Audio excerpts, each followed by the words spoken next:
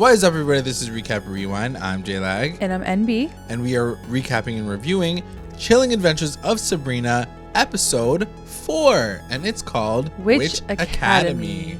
Don't forget, guys, stick around for the ending because we are going to go through our recap roundups, our best moments, our best lines, our MVPs, LVPs. So be sure to stick around for that. And for anyone who's just joining us, thank you so much for coming through. Make sure you guys subscribe to the channel. And for our returning listeners, thanks so much for coming back. Let's get into the episode. This episode, we are going to change up our format a little bit because we're finding that the show is a little different to have the ability to cover.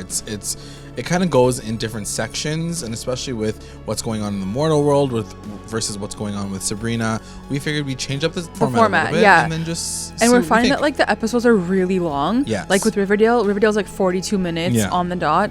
Sabrina's hitting like the full 60-minute mark. So having to go scene by scene might be a little long for you guys. But also let us know what you guys prefer, and we can try to, make it work. We just want to know what works better for you guys. We want to make sure that it's not too long for you guys. So yeah, just let us know, comment below, and yeah, let's get right into it. This episode is mostly about Sabrina and her induction, to the school of unseen arts, right? Yes, exactly. So she has to basically, according to her contract with the devil, she needs to go there every weekend, or is it like once every couple of months? I'm not sure. Because I don't remember what weekend. she said in crazy. The last episode, because I think that she's still going to Baxter. Yeah. It was like only on the weekends she has to go. Yeah, something but like I don't think it's like every weekend. I almost think like maybe once a month or something. Can you guys let us know about the schedule, please? Let us know about the school schedule. But yeah, so she's kind of going there for like this introduction weekend. So this is the induction. So this one is different because I don't think she's going to be there for 3 days every single time. But this one specifically, she was there for the 3 days because it's like the introduction to the school. Right. You're like learning all your classes, all that fun stuff. So, she gets some really cool advice, not cool advice, but Ambrose right off the top is like really excited for her. He's like, you're going to meet like hot warlocks. And she's like, no. And we find out her mission right from the get-go. She's going there so she can defeat the Dark Lord. Like right off the top. Her mission is like, no, I'm not there to like meet hot warlocks. I want to defeat the Dark Lord. She basically thinks she can play the system. A girl, like, you're also a new witch, so yeah, exactly. And she's a half witch. They know too, you, so I'm scared for her. But so we get into the school. At some point in time. What do you think of the school? Like your first impressions? Okay, so first impressions, I love the school on the inside, but the exterior needs to be updated just a pronto. Like I am assuming it's because it needs to be covered and it's like old but and it literally mysterious. looks like a mental institution. Yeah, it looks like a mental asylum from the 1930s that they just run. But probably they did anyways. But like I was imagining this really Harry Potter cool style thing, Spires but everywhere on the outside it was kind of ugly. So whatever. I guess it's like even the bunker in freaking American Horror Story looks cooler, and it's just like a spiral, and it looks kind of cool. This is just totally nothing. I don't know. I agree with you for sure, but I'm sure it's just because of the disguise. Once she walks inside, what did you think? I thought it was cool. I mean, there's literally a gigantic statue of the Dark Lord right in the center, which is kind of creepy. And there's kids kind of standing beside him with books. So that's a little creepy. It seems like it's pretty lit though. There's so many people in there.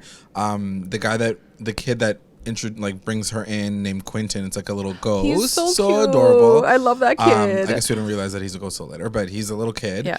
And he shows her around, and he says that the school is set up like pentagons. So each room is shape, right? Set up like a pentagon because the pentagon is the devil's shape. Perfect. His number. favorite shape. It's his favorite shape. So the first place that Sabrina goes is choir practice. That's her first place to go. Yeah, and at this point, the guy's taking her there, right? Father Blackwood. Yes.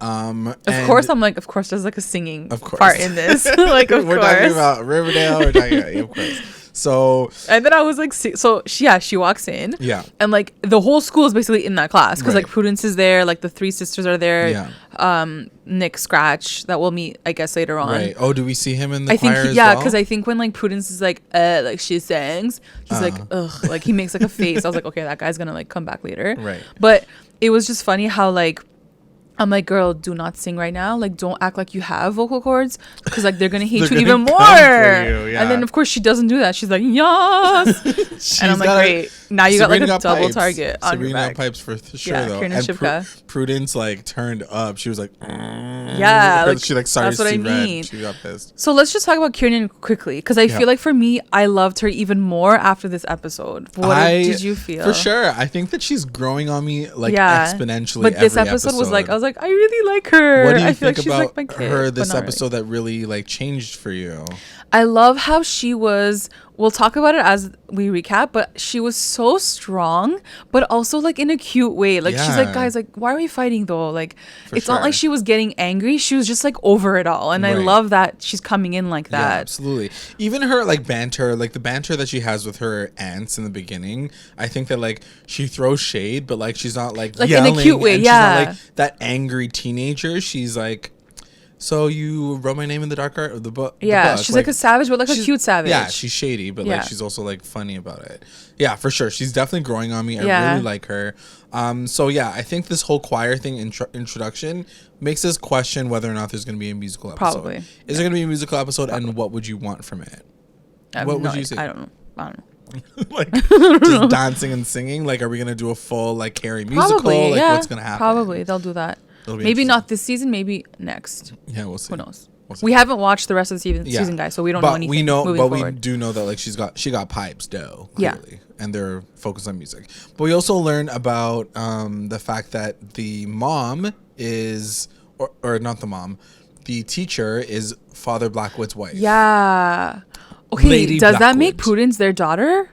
No. I didn't understand that. Ooh, I didn't even put that together. So yeah, because when I saw the mom, like, because obviously she was like, darker skin, I was like, wait, like, okay. And then at the end, just quickly, guys, but like at the end, she's like, sorry, Father, I let you down. And I know like they call him Father, but I'm like, wait, like if that's his wife, could that be their daughter? I don't know, guys. I could be totally wrong. Also, like she's also like pregnant, and like they asked like Zelda to do midwife, so maybe I'm not sure they haven't like they can't have kids. Yeah, true. I don't know. Yeah, I don't know. Anyways, it was an assumption. Yeah, so he's married to the choir teacher. Yes. So I think one of the big things too here is that like Sabrina wants to just jump right into like magic.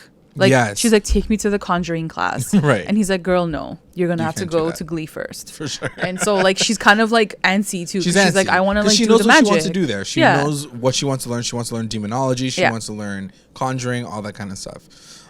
So anyway, let's cut to her meeting Nicholas Scratch for the first time in the cafeteria. What did you think of that whole meeting? And what do you think of Nick Scratch? I mean, I don't know, like I think he's so cute. He reminds you of Reggie, like Charles Milton. I don't know what, like, it's like their cockiness, his lips, like, they just like they're very like remind me of each other, but I don't know if he's good or evil. And I think that's fine. Episode 1, like this first time being introduced to him, I think you know what it is. I think that he's very much into her. But yeah, what did you think of Nick Scratch? I liked him. I think that he's obviously going to play that like third triangle kind of person in the So that was my next question. 100%. Like, do you think he's going to be like the witch version of Harvey? Yeah, for sure. And I think that she's going to have to struggle with that. I mean, she's obviously dedicated to her boyfriend, but yeah, for sure. She's 16 years old. Yeah. No, There's some cute boys around. And on top of that, he's like a nice warlock. You know, like she hasn't met a lot of people from the magical world that she feels she has positive experiences with. So he's kind of, yes, I understand what you're saying. Like he's a little shady in the sense that he's coming in real hard, He's coming in real hard. Sure, like, I understand that for sure.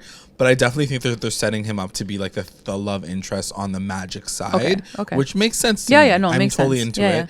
And I kind of love the fact that he's like obsessed with her dad, because I'm like, okay, cool. Like you have some history, some knowledge that she can get from you too. So there's an attraction there initially that he has a knowledge that Harvey will never have. You know what I mean? Like he's never gonna get these journals from her dad. And she's keeping so many secrets. Like this part of her life. So I just think that it's going to be an interesting dynamic between all three of them. For sure. And I would love to see them like meet at some point in time. That'd be really cool. So let's talk about the harrowing. So that's like the big thing in this school episode for sure. AKA like hazing. Yeah, it's like hazing. The harrowing, the hazing. Yeah. So in the middle of the night, her first night, the weird sisters come up and they grab her and say, this is a part of the harrowing, you're going to be taken away. Right before that happens, actually Quentin like sneaks into her room and is like, don't show them that they like that you're scared or they'll kill you right on the spot. And so then he disappears, and then she's like in the room, and they're like, welcome to the Harrowing. This is like what the witches had to endure, blah, blah, blah. Like, it's some history about the original witches and how they had to suffer. So they put her in this room, they lock her up for the whole night, and she starts to hear like things. They're like, you're gonna go crazy in here, good luck, bitch. Like, they're super mean about it. And then they like leave her in there, and she starts to hear things, she starts to feel things in there. I think something grabs her at one point. The vines, I think, off the walls or something. Or like, I think it was a hand actually that like just like reached down. She's like, Mah! So she starts screaming. Her yells and her like fear and frustrations and like her fear more than anything else is heard by Salem. Salem's like, Mah! So he comes through and he like takes care of her. Yeah, that was so cute. I love the fact that Salem has this like next level. I feel like he has this next level connection to her. And he's almost stronger than I feel like the other familiars. 100%. Right? Because they made a good point because so he comes like into the room and like keeps her like safe, I guess. Yeah, next day. Like, and then she's like fine. the next day she was like, because I guess he's like a goblin too. So like he snuck through like the wall, his goblin form can like sneak through the wall, the cracks of the wall. Because at first I was like, how the hell did the cat like come in here? Yeah. But I guess he's like magic. So. And I kind of love the fact that like, what was he doing in there? Like just like chilling with her and being like, I think he was just like keeping her company and like it was like calming her. Yeah. Like she was just petting him. Because she walks out, she's like, bye guys, see you later. She's like, that's my girl. That's my cat. So then all that happens, and then she goes back to her room, and like he's missing. Everybody's missing, and because you're actually not supposed to have your familiar at the school. Yeah. So those are missing. Her pajamas are missing, and she like poor Kiernan was like in a nightgown the whole episode. Like I felt so cold for her. You're so cold. So then she gets called by Father Blackwood to his office. He's like, come here, and he's holding Salem like in a carrier cage, carrier case. Right. I'm like, bah, bah, bah. So then she sits down and Zelda's there, and he's like, you're gonna have to take this cat away. You can't have familiars here. How are you doing? He just asked her like straight off the top. She's like, honestly, I'm bored AF. Like, this place sucks. Why am I learning herbology? I want to learn how to conjure shit. And like, true, fair enough, but like, you're a first year student, like, relax. Like, first year student, had to do it, you had to do it it's like all the prereqs. Yeah. But I love how like Zelda steps in and she's like, she's like, why is she taking herbology? And like she gets so heated. I love this moment too. Like, of course she's bored. She's like challenge her. So I love that like Zelda stood up for her in this moment, because I was not expecting it. Like I was thinking that she's gonna be like, what the F's your problem? Like, and she was just like, no, my girl's like strong, so I'll give her more courses. For sure. And so then he says, if you open up this Akron, so it's like this gigantic he pulls out this like puzzle. It looked like a bop it. Yeah. He pulls it out of the cupboard. I'm like, it's like a bop it. Yeah. He like gives it to her, and it's like this turquoise like the ball. Akron configuration or something. Akron configuration. If you can solve this, then you can go. So in that moment, does he say that it was from your dad? No, he doesn't say that. He never says anything about her. He just like does something. He like does something to it, with his eyes. Does he? Yeah, he's like, like it doesn't make a sound. I don't know. There's a sound effect that initially made me feel like he locked it. Oh, because we'll get to it after. I didn't catch that. When I watched it again last night, there was like a sound effect when he was staring at it. He's like, okay, now like here, it's yours. I think that has to do with the fact that he was so mesmerized because it was his dad's. When you find out that it was her dad's, he's like, and how long he spent like trying to unlock it. So he took it like he was like trying. I thought he was making it seem like he locked it, like he was locking it before he gave it to her. I don't think so, but I think that in that moment you're supposed to know that it means it's like a special Akron. Okay. You know what I mean?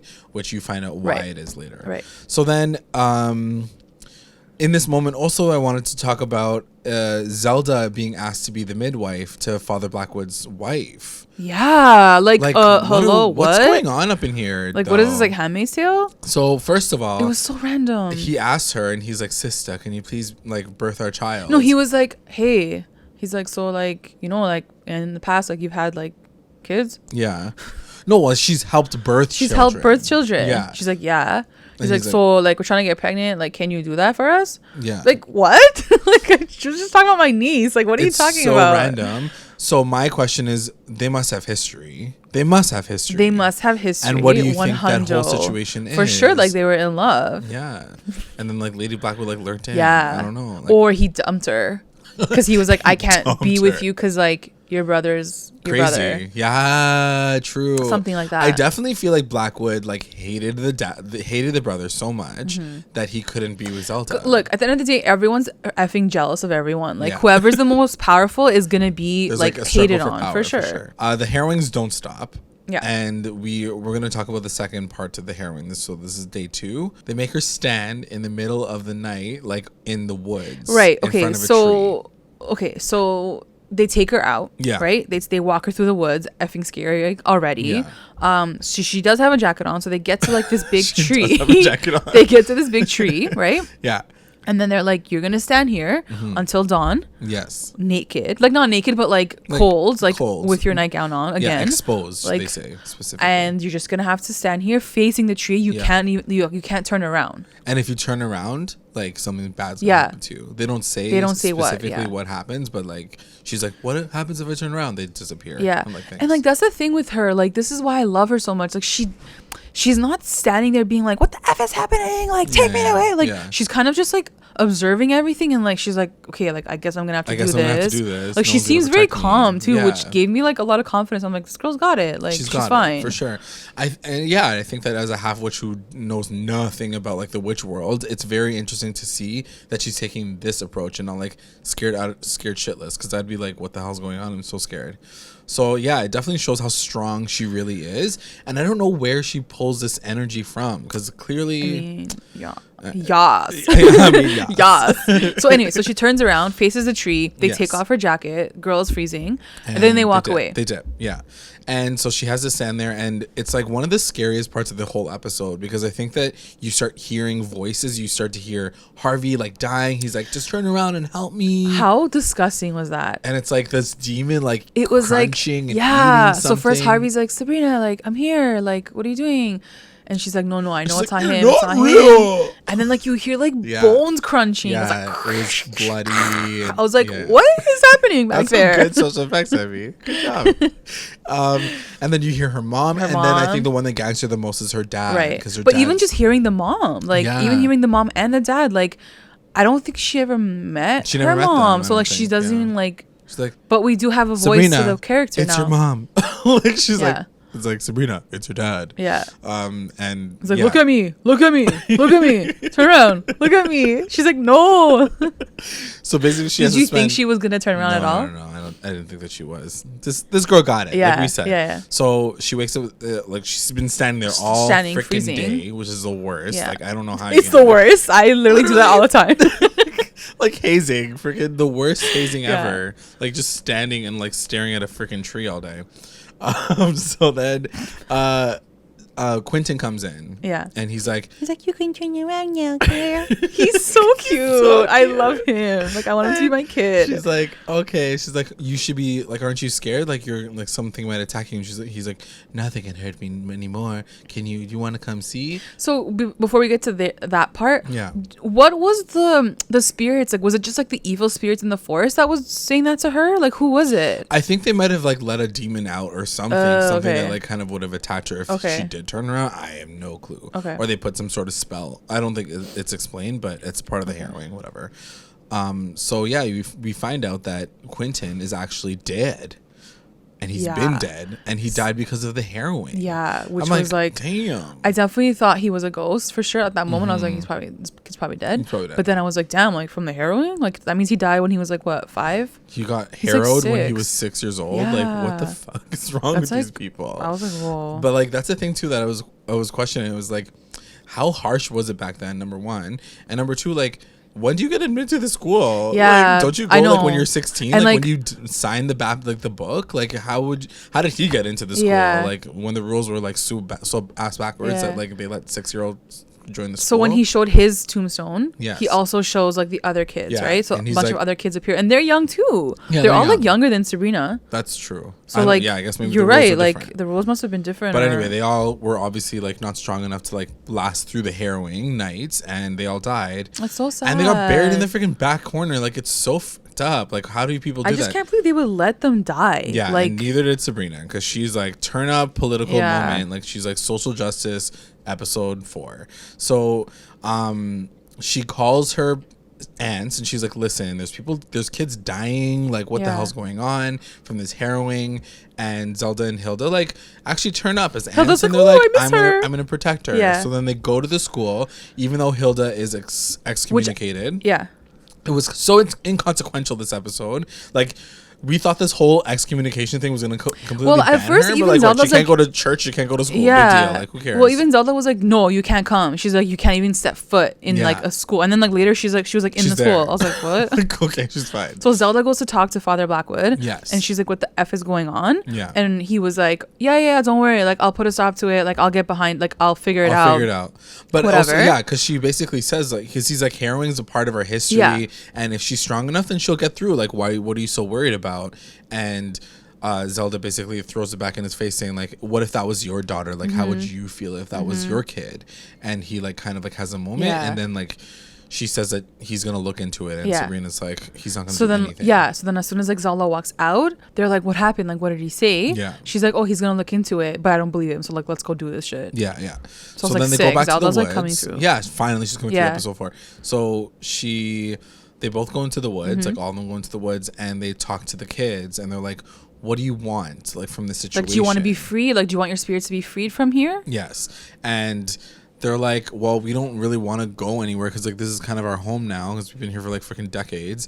But I don't know. And then Hilda kind of steps forward because she's experienced being harrowed, and she's like one of those like noble kids, and she's like a kid who just wants to like follow the rules. All they want is to be like heard, and like they want revenge, and like, you know. And so she's like, I know what you guys want. So she comes back and she's like, let me devise a plan for you, because like you also learn that Zelda like freaking harrowed Hilda and like killed her during her harrowing. She killed her, but she came back to life. Oh, true. You know what I mean? Yeah. Like, is that her power? Okay, so really quickly, I don't know. Is that her how did she come back to life? How come they couldn't come back to life? Now that I'm thinking about it, I was like, do witches die? Like, or do they all maybe come back? Maybe that's Hilda's thing, where like she can come back. I don't know, because you're right. I did notice that too. I was like, wait, she killed her like dead ass? Well, we know that she kills her like episode 2, but like, does she kill her like so many times over? I like guess. And that's her like, actual that's ability. Like their dynamic. She just kills her sister.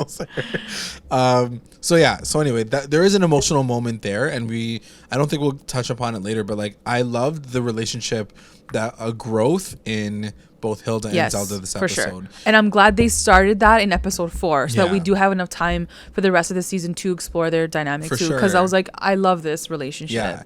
I think at the end of the day, you see Zelda as this like, you know, she's a rule follower, and she wants to be like a good witch, and she wants to like honor her family. And Hilda has this level of like enjoyment of the mortal world, and you know, that connection to Sabrina as well. So you can see that kind of enjoyment, but obviously that dynamic doesn't work. They're just different characters, you know, people. But I think at the core, obviously their hearts are in the right place, like we hope. So I mean, she literally kills her sister. But like, she knows like she's gonna come back, obviously, but she wouldn't kill her if she didn't. No.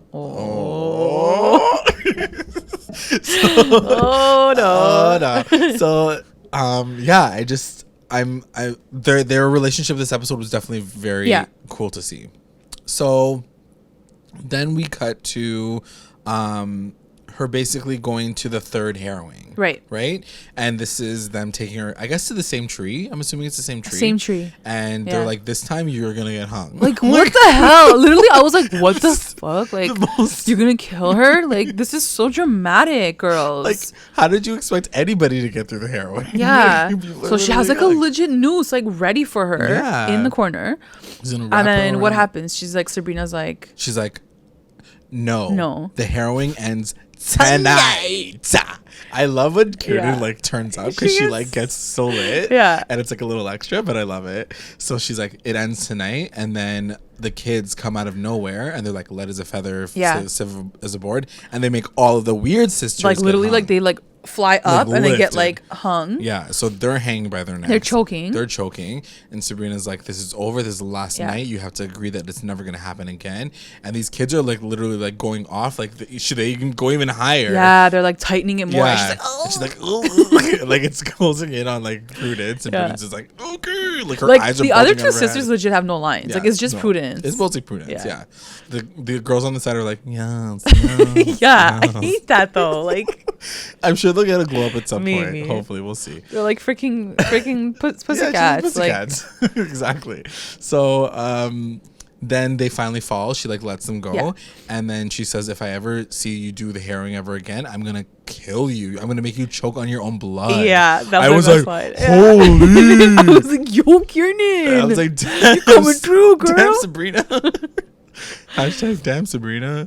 Yeah, so that's how I guess the harrowing ends everything. Yeah. That was sort of the plan, is to finish this harrowing, be done with this, hazing, and that's it. Situation. Cool. Like Sabrina's doing so much in like freaking 4 episodes. I know. She's that like they haven't done in hundreds of years. Yeah, it's crazy. But I think that's the thing, like because she's a half-witch, she sees the wrong in it because she's I would hope that you would see the world. I know what you mean too, but like I would hope that you would see the wrong in it either way. Like even if you were a witch. But I think that if you were that person, you'd become a Hilda, and Hildas die. You know what I mean? And that's what those kids kind of represent too. The ones who think that something's wrong, but they're like, "What are we gonna do about it? We're gonna get hazed and we're gonna die." Like it's just kind of. It seems like if you're weak-hearted or you have a soft heart, you die in this world. They definitely created this. If you look at Prudence and the Weird Sisters as like kind of the top of the class and how they kind of teach witches to be, then for sure, like they're just bitches. They're just evil witches. Yeah.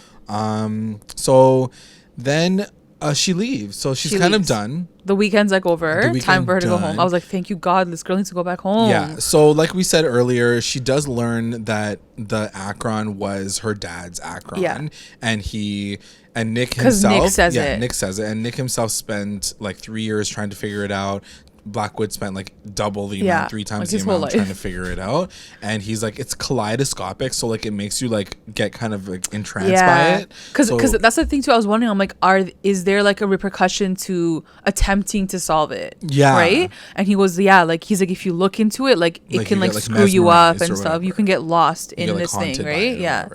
And it was really cool the way they like did it. Yeah. And he also says like, you're never going to get it open, basically. Yeah. But at the very end, he gives her a journal. Yeah. Because I think in that moment, she was like, well, you've read my dad's books. Like maybe there's something in there that can like help us. He's like, no. He's like, we can't read that shit. Like that's like illegal. Yeah. And you can't even get it out of like the like there's no way to even sneak it out. But library. Then by the end of the episode, he's like, girl, I came through for you because I want to get in your pants. Basically. He gives her the journal and then that's it. And also, we see Prudence getting in trouble, like you said, with Father Blackwood, and made me ask the same question: what's the relationship like? Because originally, Prudence just wanted her not to join the school. You know what I mean? Yeah. Like that was her whole thing. She's like, "Don't you dare ever come to the school, whatever." So it seems that like either she had her own agenda before this happened, or now that she has this new agenda, like this is what she's had to do this whole time, is like get her out of the school. No, I think. What he's asking her to do is like push her like maybe to like an angry point or like a really dark space. Oh, okay. That's what he wanted. I feel like the way they were talking was like he knew exactly what Prudence was doing. But yeah, I don't know. I'm not really sure what their whole situation is and like what their final like end point. Even Blackwood, like what is he trying to get her to do at this point? I think he's definitely scared of her. He's definitely scared of her. What is he trying to do? Like turn her to the darkness? Yeah. How do you do that by like making her take herbology? Like I don't understand what your purpose is. Like having her there and like not teaching her. I guess we'll find out. You want her to learn. Yeah. I don't know. Because in between all of this, what's her face shows up too to kind of like taunt him, right? Yes. We'll talk about her later. Okay. Miss Wardwell. So anyway, we see that, but yeah, the final, she leaves, everything's fine. And yeah, so that whole Nick situation. So there's 2 things.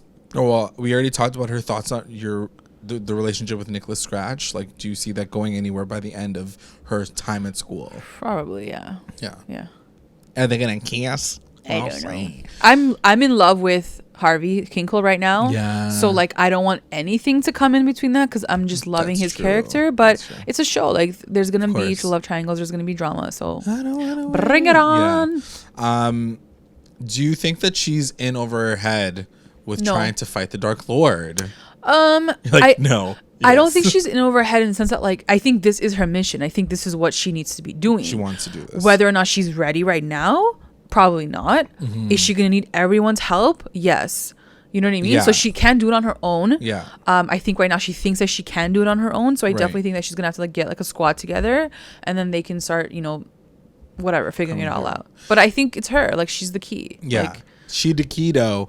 The one thing that I will say, now that you mentioned it, like the fact that she needs everybody else's help, the one thing that I love about Sabrina is that she doesn't have a lot of pride in the sense, or ego in the sense that she's like, I'm going to do this by myself and I'm going to figure it out. She knows when to call people. She knew when to call her aunts in and say, like, this is wrong. I need your help to figure it out. She's not this proud person that it's like, and the reason why I'm making this connection is because Archie is literally, we made a comparison to Archie earlier, and Archie is like literally the opposite. He wants to do everything because he has so much pride and so much ego, and he wants to make sure that his whole family's okay, but he like doesn't know how to instill people's help, and it seems that she is stupid. a little Archie's bit smarter just dumb because she's a and boy. she's really smart. Yeah. So now that we've covered off the school, let's talk about the boring stuff. So Uncle Jesse and that whole situation was the weirdest situation of all time. So like I didn't understand what they were getting at, because so Roz and Susie were like, yes girl, let's like chill tonight, let's have like a sleepover this and weekend. then Susie's like, no I can't, and Roz is like, but why though? She's like, I just can't. Like, she got so serious. I'm like, girl, what's wrong with you? Like, I'm like, does she like her or something? Like, what's happening? Like, why is she glitching out? And then she's like, but what's wrong? She's like, come and I'll show you. I'm like, what? So then they're watching like scary movies downstairs, and then they hear this like freaking dinner bell like ringing like 7 times over, and Roz is like, what the hell is that? And Roz is like, what the F? Like, I thought you said no one's home. She's like, so like, remember what I told you at school? Like, she's so dramatic. And Roz is like, yeah, but what is it? Like, let me see. She goes, no, okay. She's like, all right, let's see it. So then they go upstairs. They see him, but they're like, as soon as they see, like, they open up the door, and he's like, rat. So like, we can close it on him. So this is the moment where like I literally I was fast forward, like rewinding like 80 times. It's like, what do they see? Like, because as the viewer, you don't see him yet. All you see is like them opening the door like a centimeter, and Roz is like, oh, and then they run away. I was like, but what did you guys see? And I'm like, also he rang the door, like the bell. Like, are you not? You're gonna go help? Yeah, they just left him. Like, obviously he's pissed now because now you can come get his water. Like, he literally rang the doorbell. You're supposed to be taking care of him, so you find out that Susie's dad. Susie's so extra. I don't know what's wrong with her. Like, I don't know. There's just, she's like, oh yeah, let's go back to watching a movie. I was like, what? Like, you literally called you. He literally called you. Honestly, this whole situation was so whack. It was so weird. So yeah, so she goes back downstairs, and she literally says, she's like, my uncle is upstairs. He used to work in the mines, and then he saw something down there, and now he's like glitched out. Yeah, like he's sick, and ever since like the blood moon, he's gotten really like worse. And she's like, but why are you taking care of him? Also, like, her parents are the worst parents in the entire world, because why the F would you leave your teenage daughter with that man in a house by herself? So like, what? Like, so Susie's just like, that's my life. That's my life. And she's like, if you stay, she's like, if I lock the door all weekend, can you stay? I'm like, this is a low-key plan right now. Susie's trying to lurk in or something. Because she's like, if I lock the door, will you just stay with me the whole weekend? And Ross is like, yeah, I'm down, whatever. She's like, are you sure? Like, we can like sleep together in the upstairs bedroom. Okay, relax. But so she's like, I'll stay with you, fine, whatever. I literally don't even know like why that whole situation happened, because she literally makes it sound like as if he has a kitchenette in there and like a bathroom in there. Like how is he gonna survive? She's like, I'll just lock him in. He's gonna die. So then Harvey gets involved in all of this, right? Yes. So at some point in time, Roz tells Harvey about the fact that like the uncle's all messed up, and like he saw something in the mines, and like Harvey like glitches out because like he saw something in the mines. So he's like, wait, what do you see? Can I come over too? Can I sleep over too? So then he visits Uncle Jesse, and then we find out that Uncle Jesse's face is like a demon face, and his eyeballs are like missing. And why do you think that was though? I don't know. Like did maybe he get burned or something? Burned or scarred by it, like physically, or maybe he's partially possessed. Guys, like legit, he was like handcuffed to the bed. Well, not at that point. That's why like he like lunged at him. Yeah. So he lunges at Harvey like as he's getting Harvey's closer. Like, yo man, can I talk to you for a minute? Like, let's have a moment together. I saw something in there too. I want to talk about it. And he's like the demon people will kill you. Yeah. Like he like said something. I couldn't even hear what he was saying. and then he like tries to attack Harvey, and then I think it's Susie or Roz like hit him over the head with like a bedpan. And so he gets knocked out, and then they're all just like chilling downstairs, and then like pans up to like upstairs, and he's like tied to the bed. They're like, we haven't heard from him for a while. Should we like check in on him? Well, I'm like, he's tied. His hands are tied. So like, how's he gonna call you guys? Like, these kids, man. These kids are the worst. Like worst caregivers ever. Do not give them a pet because they'll freaking kill him. And so they tie him up, and he's like writhing in bed. It's like very much like Exorcist style. And so that's that whole situation. What do you think that whole situation's about? What are we gonna get out of it? I mean, I'm sure we're gonna find out like, you know, further into what he saw down there. Is it like the hellmouth down there? Yeah. Like what's happening down there? Like, clearly like it's the Devil's Lord. Lair or something. Yes. Like something. I mean, it's on. literally called the Devil's Lair. I think that is called the Devil's Lair. Yeah. Yeah, I just don't know like why they would introduce Uncle Jesse. Like they already have Harvey, so like I don't know. Well, Harvey's learning about it, right? And so I'm sure Uncle Jesse's probably gonna die or something soon. So like he won't make it. He won't make it. Yeah. He's not gonna come through. But yeah, he literally looks possessed. Yeah, and his face was. It's interesting that like Susie said something about the blood moon like activating him a little bit more. So it seems that like that part of it is like means there something. always has to be a trigger point. There has to be like this like jump off point in these stories, and then like especially having watching like Buffy and stuff too, like there was always like these kind of things that happen that would like start something. And so like the blood moon for sure makes sense to like after that like people start like acting effing weird. So that's that whole situation. Let us know what you guys think about that whole Uncle Jesse situation without any spoilers, please. And let's talk about Ambrose going on a date. Yeah, what did you think of that? I was into it, obviously, but I thought it was just really cute. Like, so he gets a phone call from his guy, Luke. And he's like, you want to go on a date or whatever? And he's like, he realizes that he can't leave the freaking house. So he's like, I need to astral project. Why didn't he just like invite him over to his like house? I mean, like I guess his it's room. like awkward. It's like not really like a date if you're like going up to the room. So his next option was to astral project and himself. Put his life in danger. I guess what for a second date. That's true. Like he could have just like set up a table in front of the house. Yeah, something cute. Whatever. Like so in the garden. So anyway, he sets it up and he asks Hilda to help him. It sounds like they've done it before, I think. I don't know if they've done it before, but he does say that Zelda's done it in the past. Oh, okay. Like Zelda astral projects all the time apparently, but Hilda seems to know a lot about it because of that maybe. And she says, you know, there's sparrows that kind of like know that you're dead, and if you're dead, they can like take your soul like away. the longer you're in there, they'll start coming to you, and then like they can actually take you for real. Like, And Hilda like low-key warns him, but at the same time she's like, but like do whatever you want. Well, it's actually interesting they said that because she was against it. She's like, hell no, you're not doing that. Like this is crazy. Like you're gonna die. And then they're just having like this cute night at home, and then Zelda comes through, and Zelda like pops off on both of them sort of. She's like I'm leaving. You guys are useless AF. I'm gonna go out now. Well, she's gonna go to like the midwife person. Right. She's gonna like. So then I think Hilda got more cheese at that moment. She's like, screw this woman. Like I can do stuff on my own too. Yeah. So that like kind of instigated her to do that. For sure. So then they set it up, and he like goes into the mortuary or like the bottom part where they fix the bodies, sets up some candles, and then he like goes into the Cerberus bar. And they have like a quick date, but we don't really get a lot from the date really, other than the fact that we find out that Ambrose tried to blow up the Vatican. Did you hear? He said that. I was like, is he being sarcastic? But I think he was. I think he was being serious. Yeah. Do you think that has anything to do with him being house arrested? Yeah. Because like I bet you he was like reckless.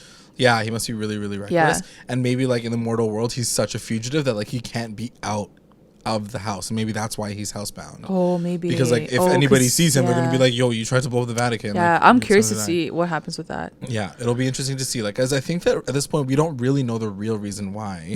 he was put on trial and like I can't remember what it was in the book, but but it could be that. Yeah. So anyway, we get that little bit of information, but it doesn't last long this date. No, because they starts to see the sparrows. They go to the diner, which I think is like their version of Pop's diner, right? Because it kind of looks the same. It's the Cerberus cafe, so it's like it's got the same like lights and stuff. And so as he's there, Luke shows up. Cool. They're meeting. I mean, the idea that they're even meeting like this is really cool. But anyways, cool. They're meeting. But they can't touch. And they can't touch. That's the number one rule, right? Yeah. So I'm surprised I don't he think didn't try to number touch, one rule, but like touch he him. won't be able to. Like literally, like he'll notice something. He'll be like transparent because he's like air. Because it's like astral projection. Yeah, true. So then he starts seeing the sparrows, right? Yes. At the window. He starts seeing the sparrows at the window. And he starts sweating. All the while, Miss Wardwell comes through. So let's talk about Miss Wardwell, this crazy biatch for the first time this episode. What do you think of her character? Just like right off the top. I mean, you need her character. She's the villain. You need her. Though? She's so lurky, annoyingly lurky. The times that she like enters into situations, I'm like, why are you here? I think her timing is really bad. But here's the thing. I think seeing that she's a female villain is so much more trickier than if she was a male villain. So like I think the dynamic between her and Sabrina is going to be interesting, right? Because Sabrina trusts her because she's like a female like witch or teacher or whatever. Anyway, so what happens is while Ambrose is gone, Hilda hears the doorbell. I'm like, just don't answer it. Like the guy's life is on the line. Like just don't answer. Like pretend you guys are closed. Because they are. It's like nighttime. Yeah, it was like 9 p.m. So then she goes up and answers the door, and it's her, Miss Wardwell. Yeah. And she's like, come in. She's like, I have to go back downstairs, but like just wait for me. Like wait and like look at the catalog. It was so stupid. It was very weird. So then she goes back downstairs and she's like just making sure that Ambrose isn't still dead. Alive, yeah. And all the while Miss Wardwell goes upstairs and like this cool song plays. I forget what the song is, but she's like, I'll put a spell on you. Yeah, but it was a different version. And she grabs all this voodoo stuff that she needs for voodoo. She's like ripping her clothes She takes toenails, which I was like, who keeps toenails in a jar? I'm like, I guess this is the most unbelievable part of this whole story. I guess witches do though for like for spells and stuff. For God's sakes, like I guess they use that stuff. So anyways, she takes the fingernails. She's like, yes, fingernails, and she puts like her spit around the mirror, and like obviously at that point you're like, okay, she's obviously gonna do something with this later, and then mirror on the wall. She and then she leaves. Yeah.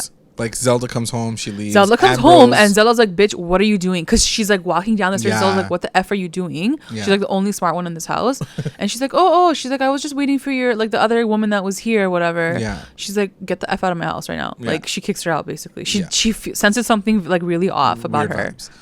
Vibes. Yeah.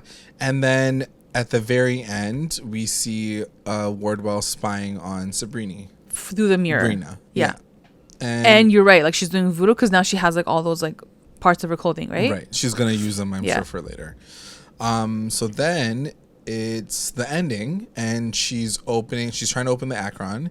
Well, first she's talking to So Ambrose comes back. Ambrose is good. Ambrose comes back. He's like, okay, I'm never doing that again, whatever. Also, Zelda finds that out, and she gets really cheesed at them. Pissed. Yeah. So it shows Sabrina, and she's talking to Harvey, and he's like, I had a crazy day. And she's like, me too. Yeah. And they can't really talk to each other. Well, he says something really crucial here. He was like, girl, he's like, I had a crazy day. He's like, let me come over, or like, let's hang out. Yeah. And he's like, we can just talk about it. And she's like, you know what? She's like, I can't right now. Yeah. She's like, I have to do homework. Right. And then she hung up on him. So do you feel she does say I love you before. She lied to him. She lied to him, but also but like high key, she's not lying. She's more focused on something else. It's the first moment, and I'll talk about this after, but it's the first moment that she chooses her witch life over him. Okay, that's totally fair. That's true. Yeah. She didn't lie necessarily. She didn't lie, but it's a big moment. She did make a choice. She made a choice. Because he does say, I think even in the beginning of the episode, he's like, as soon as you get home, like, I'll come over and we can hang out. So, like, he didn't do that, obviously. Yeah, that is definitely an interesting point to make, for sure. Yeah. So she is all up in the journal, and she's like kind of trying to figure out the Akron at the same time, and she finds that these pages are folded, which I would have figured out all the like right away because they look folded. I was like, yeah, and they kind of all connect, and they form a picture. They spell Diana, which is like her mom's name, and then she flips to the first page and she sees like a writing, and she's like, oh, this is like a kaleidoscope or whatever. And then she sees the first page and it's like Diana and her eyes are closed. So then she decides to do the Akron like with her eyes closed. And she's like, click, click, click, click, click, click. And of course the whole thing like pops open and sand pours out of it. Like this red sand pours out of it. And then she hears something like thumping toward her in the hallway, and a freaking like the door opens and some freaking crazy demon comes out. Yeah, she's like screaming. And she's like, rah! And that's the end of the episode. What a crazy ending. So good. Loved it. But this is what I mean, guys. Like 60 minutes, like a lot of stuff happens. So much happens. Jeez. We don't even know how to break it down anymore. Like this is just as long as our original. But yeah, let's get into our recap roundups. Recap roundups. Best moment. My best moment is going to be at the end when Sabrina solves the Akron configuration. Because I was just like, yes. I didn't think it was going to be that fast. Yeah. Like, maybe next episode she would have solved it. But, like, she solved it pretty quickly. First and foremost, these guys... Bitches have been like trying to figure this out for the past like 25 years, and she figures out in 3 days. Literally, like leave it to a girl. Not even. It was really the last day. Yeah, basically, like leave it to her to like figure it out like as fast as she did. Of course. So, like, it's her dad. She's her dad's daughter. My best moment was the end of the Harrowing. I think that whole thing with like the not that I want to see like these girls getting choked, but like they got what were coming to them, like the weird sisters, and you know, like you got the ghost kind of coming through and giving their revenge, and now they have a purpose at the school to make sure that it never happens again. So like they're the protectors of the school to make sure that the Harrowing never happens. And literally, like, Sabrina has changed history. Like she's changing history left, right, and center. She's been there for 3 days. Yeah, I'm so proud of her. WTF moment. My WTF moment is when Uncle Jesse like freaking lunges at Harvey. It was like, what the fuck? And I was like, what's wrong with his face? Like, he looked so gross. Like, he was like bubbly and boily, and he looked like a demon. He looked like what they make like the devil look like, with like the beard and like he looks red. Yeah. My WTF moment was during like the Harrowing, the second one, when like she's hearing everyone's voices. Yeah. Just hearing like Diana's and Edward's like voice, and the way they just like edited it all together, I was like, oh my god, this is tripping me out. Like, I would have turned around. Like, it's crazy. Too, and I think just hearing their voices, like, you know that there's a voice to these characters, so that we're probably hopefully gonna see some sort of version story of them yeah. in the first season. I'm hoping. I really hope, because like they've obviously like gotten the actor to do the voice at this point, right? So and like we've seen them in the dreams and stuff like that. So hopefully we do see them for sure. MVP. My MVP is gonna be Aunt Zelda. Oh yeah, because I think she came through for Sabrina. Finally. She stood up for her. Freaking 2 episodes later. Yeah, she she believes in how strong Sabrina is, and I think in all of that there's like something good to say about Zelda. Like, she still believes in her. She's not like my stupid useless like niece, you know. She definitely like has pride in their family too. She's like, a spellman could never be weak. So like I love that part of her too. She protects her. Yeah. My MVP is going to go to the second aunt, Hilda. I think she came through real hard this episode. She like helped Ambrose go on a freaking date. Yeah, it was so cute. You know, she helped out the kids of the forest. Yeah. I think she turned up too, and she had they both had a very adorable moment, which we didn't get a chance to talk about at the end of the episode, where Zelda essentially apologizes and says, I'm sorry for killing you during your harrowing. And like, I just love their dynamic together. They really stepped it up this episode, and they became like Sabrina's protectors, but also like the character development that you see in the characters this episode were great. And I love Hilda. Hilda's like my favorite. Yeah. Like, she's the best actress. Yeah. LVP. My LVP is gonna go to Sabrina, but it's not for what you think. It's no. Like, she was amazing throughout the whole episode. I loved her. Amazing. Like, #1 fan. But at the last scene when she talks to Harvey, and when she sort of kind of maybe does lie to him. And I just wanted to put as my LVP because I want to talk about that moment, because I think it's important to like note that like it is really her first moment where she does choose her witch stuff over his stuff and the real world stuff. Because like, real talk, like, you know, she any other weekend she would be like, yeah, come through, like, let's talk about what just happened. But now she was like, no, I have ish to do. I gotta solve this thing. Like, so I think it was a big moment for her. She made a proper decision not to do that. For sure. And that's gonna be their biggest struggle, obviously, right? 100%. My LVP is gonna be Susie, because she's literally the worst caregiver of all time. I think she was your LVP last episode too. I just don't know what they're doing with her character. I don't know why she's there. I don't know like what her purpose is at this point in time in the story, other than like having a weird uncle. You know what I mean? Yeah. So yeah, I just feel like she needs to like step her game up a little bit and like not be so annoying. She's annoying right now. She's annoying. Not gonna lie. The best line. My best line was Sabrina, and she goes when she says, "If you say another thing about my mother and father to anyone ever again, I'll choke you to death on your own blood." Oh. I was like, what? She's like, going dark a little bit. Yeah, it was like crazy dark, and it was so like, my family's my family. Don't F with that. With my family. Like do love anything it. you want. I love like, it. Do Yeah. not come for my Yeah. family. And Prune's was like, oh, she's like, she's like shitting her pants. Shook. Yeah. My favorite line is from Ambrose, and he says, "You will meet interesting witches and warlocks from all over the world. Some of them, a great many deal of them, will be hot." And she says, "I'm not going to the academy to hook up with hot warlocks. I'm going to the academy to defeat the Dark Lord." And I'm like, so she's like legit. She's you get the like, synopsis of the entire episode like in the first 2 minutes, which I loved. Yeah. And I think that her mission is like so much more noble, obviously, than Ambrose, even though that line was really funny. Yeah. And I just think that it'll be interesting to see like what she does to try to take it on, because like clearly no one's ever done it before. Like how successful are you going to be? Yeah. And like I'm kind of scared for her. I'm definitely scared for her. Of course. Like we all saw the opening credits. Like she's like in the hand of him, so like it's very scary. That's the episode, guys. Let us know what you guys thought about episode 4. Make sure you guys keep it spoiler free for everyone who hasn't gone through the entire season like us. Make sure you guys comment and subscribe to the channel if you haven't done that yet. And that's it. Bye. Bye.